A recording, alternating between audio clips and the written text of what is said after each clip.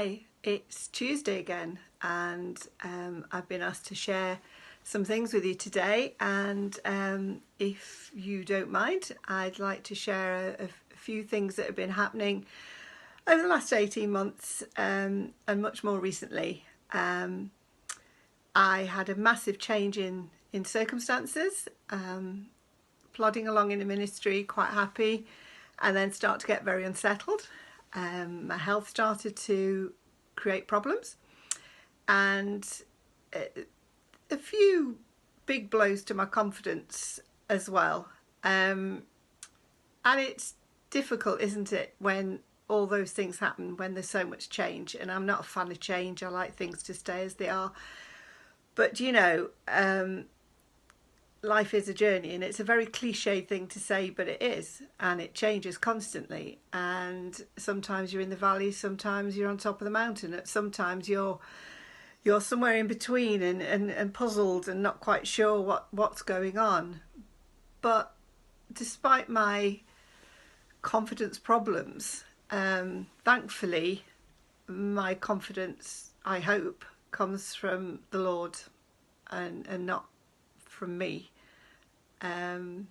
I think God is a much better foundation to stand my life on, and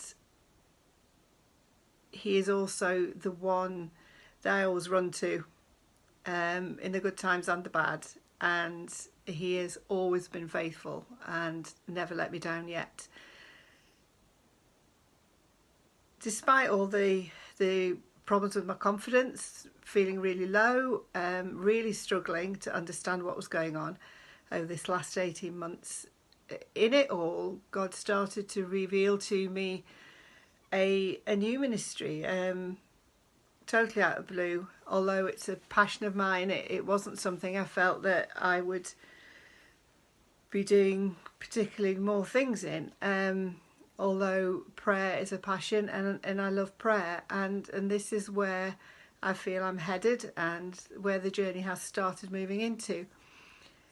And as part of this, recently, I like to have a ponder with God every now and then, just sit and chat with God and just sit with Him, grab a cup of tea and just sit with God and just sit. And sometimes during those times, I feel that God speaks. And this particular time, about 4 weeks ago now, it felt that it was a prompting to do more in prayer. And the prompting was 24/7 prayer, which I had a dread about, but I'd never actually been part of or ever actually led anything in or organised anything in. So it was a bit of a shock. But I've learned from past experiences that if God is prompting, then you need to step out and not ignore it, whether that ends in failure or it works, whichever way it goes. If it fails, God will pick you up, stand you up, brush you off, and off you go again. If it works, He is glorified, and in all things we want to glorify God. So I mentioned it to Adam, then I spoke to the other church leaders, and from that point on, God just took it, and in a very short space of time, it was up and running, and it was incredible.